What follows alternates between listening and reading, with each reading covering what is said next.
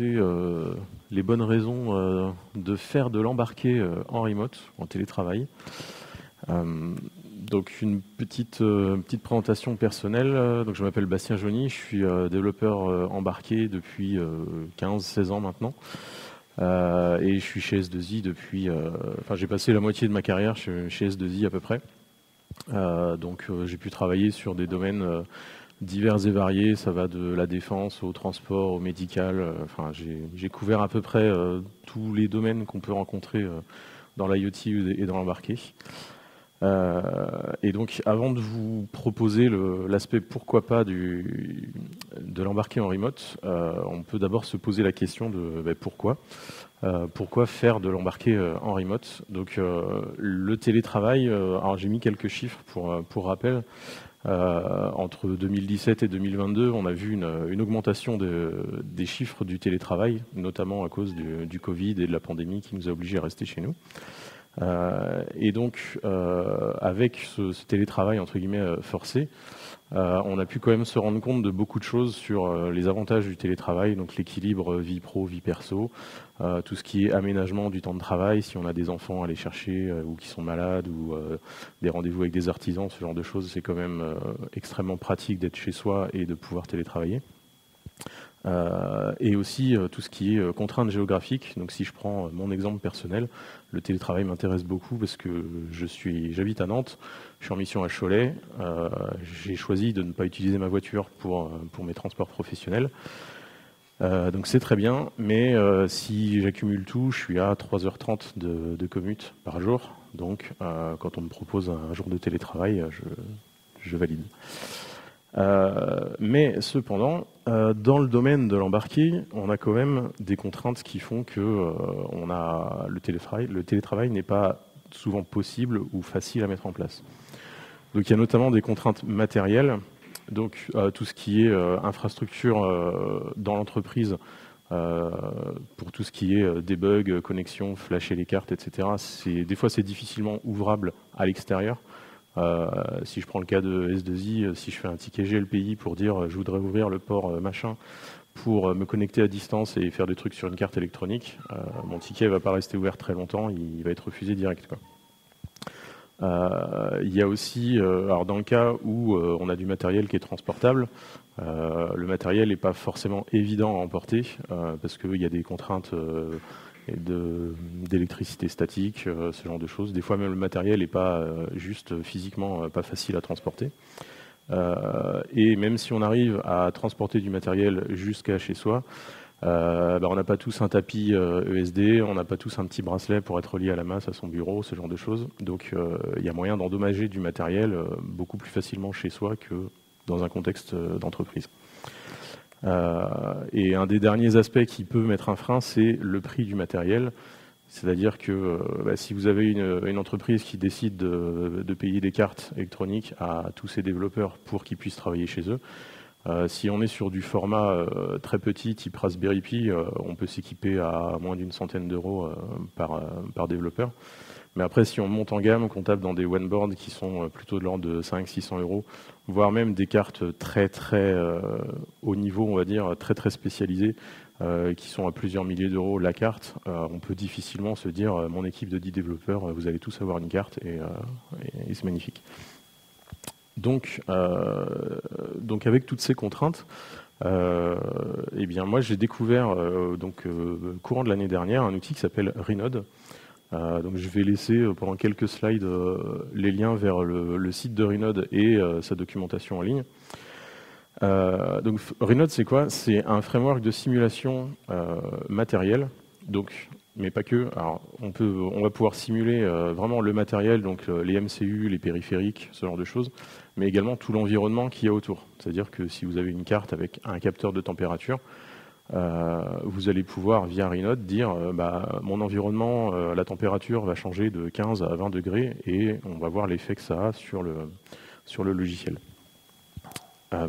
L'idée, c'est aussi de ne pas modifier votre code, votre firmware pour s'exécuter dans un environnement simulé. Vous prenez vraiment votre binaire tel quel pour la carte et vous le flashez juste dans l'environnement simulé. Il n'y a pas de if-def pour désactiver des périphériques particuliers parce qu'on est en simulation.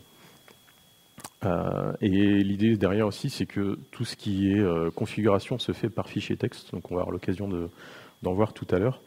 Moi j'appelle ça du hardware as code. On va venir vraiment décrire tous les blocs matériels qu'on peut avoir sur notre carte. Et derrière, Renode va venir lire ce fichier de configuration et c'est lui qui va s'occuper de relayer les interruptions vers le MCU simulé, etc. Donc Renode, c'est aussi une syntaxe de script pour tout ce qui est création de machines. Alors une machine, c'est un environnement simulé dans Renode. Donc ils ont vraiment leur syntaxe de script à eux pour venir créer des machines, les lancer, charger des binaires dedans, venir se connecter en debug. Donc on va pouvoir utiliser un GDB pour se connecter à un binaire qui est en train d'être simulé. Il y a une intégration de base avec Robot Framework. Donc on peut écrire des scripts Robot Framework pour venir tester notre environnement simulé. Renode a créé des mots-clés Robot Framework pour venir s'interfacer entre Robot et l'environnement simulé. On ajoute à ça une image Docker qui est officielle, qui est maintenue, qui est disponible par tout le monde. Et donc si on met ça bout à bout, ça veut dire qu'en théorie, on peut faire de la CI, on peut faire des pipelines de non-reg dans un environnement simulé, ce qui permet normalement de travailler en remote sans carte et d'avoir un minimum d'assurance sur le code qu'on produit, les bugs qu'on fixe et le fait qu'on n'ait pas fait de régression. Donc pour démontrer tout ça, moi j'ai choisi de revenir à la base de tout hobbyiste qui se lance dans l'embarqué, c'est-à-dire que j'ai voulu faire clignoter une LED. Donc l'idée c'était vraiment d'avoir un cas super simple, de prendre une carte, donc là c'est une Nucléo de STM32, avec un bouton, une LED, et le seul use case que j'ai envie de valider et d'avoir une règle dessus, c'est quand j'appuie sur le bouton et que je le relâche, ma LED va changer d'état. Donc j'allume ma carte, j'appuie sur le bouton, la LED s'allume, je rappuie sur le bouton, la LED s'éteint. C'est tout simple, mais ça a le mérite d'être facile à mettre en œuvre et surtout à simuler, à expliquer. Donc pour ça, en fait, j'ai pris un projet de démo de chez ST, vraiment out of the box. Donc l'avantage, c'est que donc c'est pas moi qui ai codé l'appli, donc je fais l'hypothèse que la démo de chez ST fonctionne, n'a pas de bug, qu'elle s'exécute comme il faut sur la carte. Vraiment, on sort tout de la boîte, que ce soit la carte ou le soft.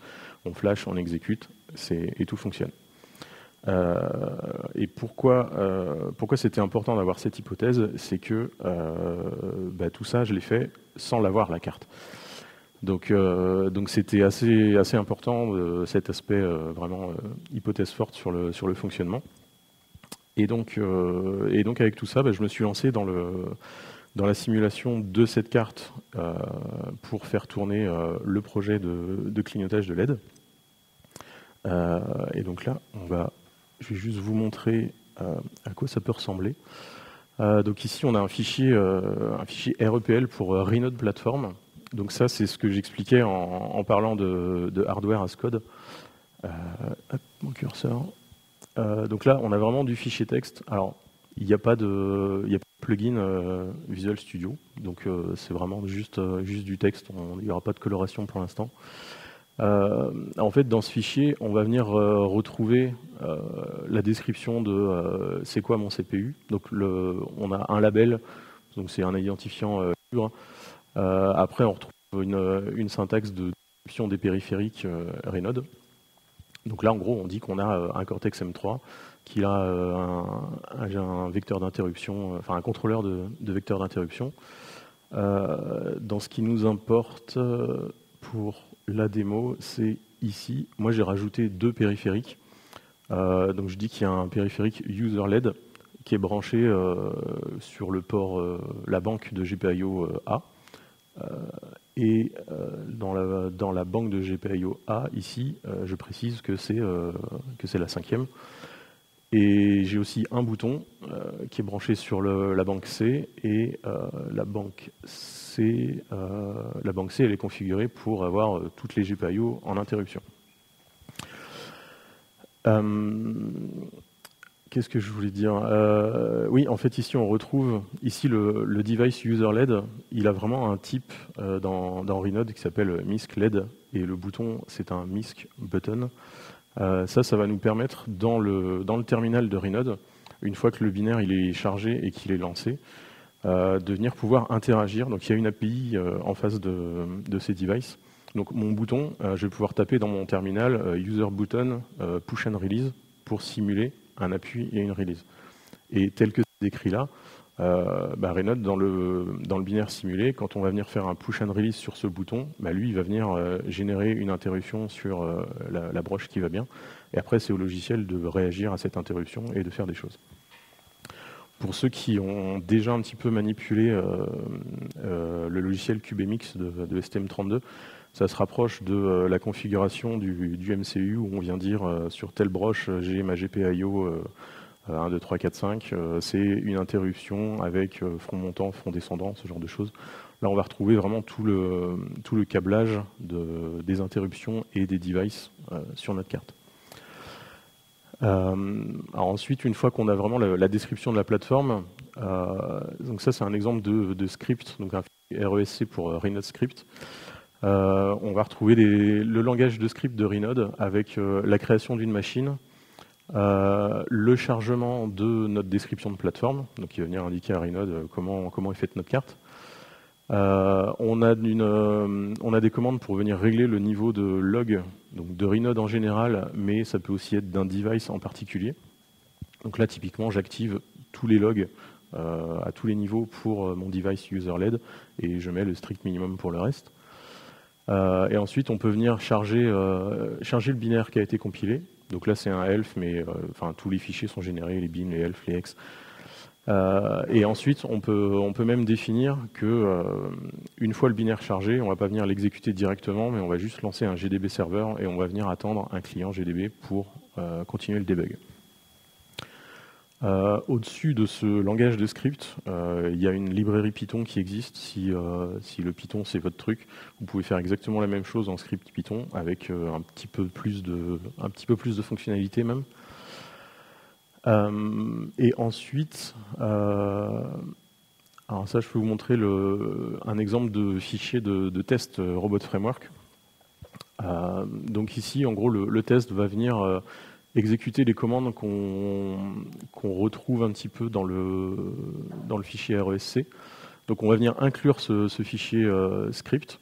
Donc il va venir s'exécuter automatiquement. Je viens créer ici, donc je viens charger une surveillance des accès périphériques pour la LED. Je crée un log tester, je démarre l'émulation, et ensuite je vais venir faire la fameuse commande press and release sur mon bouton. Et ici, je m'attends à ça dans mes traces. Donc ça, c'est très empirique. Il y a peut-être moyen d'avoir un truc un peu plus smart.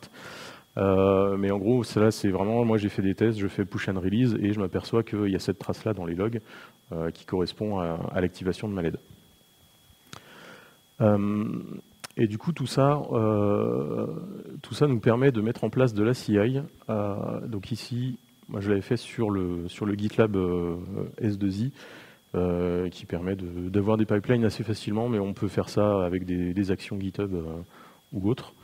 Donc ici, c'est vraiment très simple. On va venir récupérer une image de STM32. On va venir builder notre code source pour produire un elf qu'on va venir archiver. Et ensuite, on va venir booter une image de Renode pour exécuter, donc avec juste la commande Renode test, on lui donne le fichier robot qu'on veut lancer. Et lui, il se débrouille et il nous produit un rapport. Et avec tout ça, alors le timing de 15 minutes était un peu short pour faire une démo, donc vous allez devoir me faire confiance. Mais avec tout ça, on a un rapport d'exécution Robot Framework. Et si on regarde ici vraiment la partie execute command et wait for log entry, on voit qu'on a bien récupéré notre log une fois qu'on a exécuté le press and release du bouton. Donc tout ça, ça paraît hyper simple, on a juste simulé un appui-bouton pour faire clignoter une LED. Sauf que une fois que ça c'est en place, moi je sais que je peux venir bidouiller mon code et vérifier que j'ai rien pété, que ma carte, si j'appuie sur le bouton, la LED clignote toujours, même si j'ai pas ma carte. Après ça, parce que c'est bien beau de faire clignoter des LED, mais Renode, on peut s'en servir pour tester des évolutions de logiciels et de matériel, sous réserve de maintenir le fichier de description du matériel à jour par rapport aux évolutions matérielles. On peut également simuler des réseaux complets.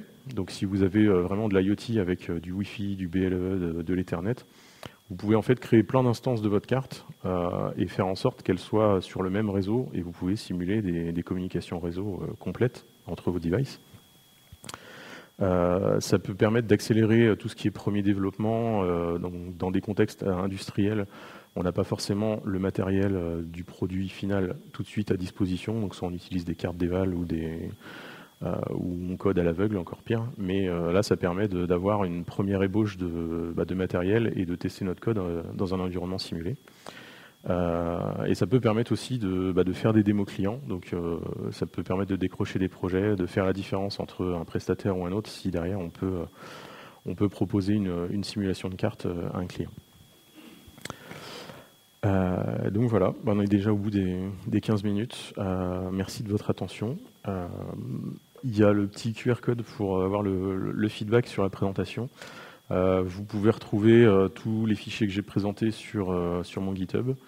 Et voilà, si vous avez quelques questions, il y a un peu de temps. Oui. Merci.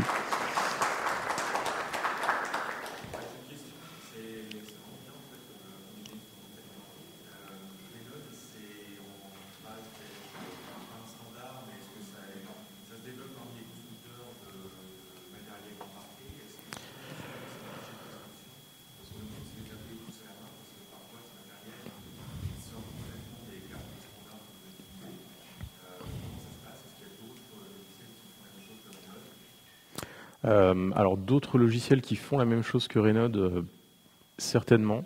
J'avoue, je ne saurais pas donner une liste.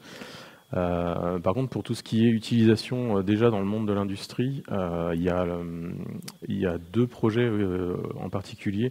C'est le Zephyr Dashboard et le U-Boot Dashboard, où en fait l'OS temps réel Zephyr, il propose un dashboard Renode où en fait ils viennent builder leur OS pour, je ne sais plus, il y a 300 ou 400 cartes différentes, et ils font tourner leur OS via Renode et ils valident leur OS via des tests automatiques.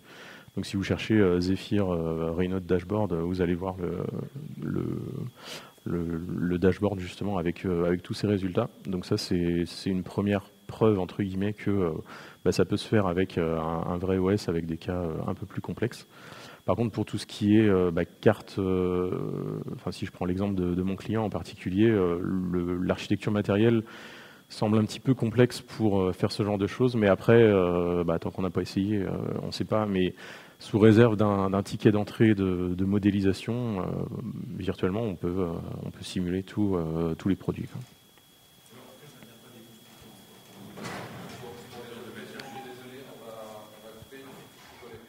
Ouais, il n'y a pas de problème. Merci encore.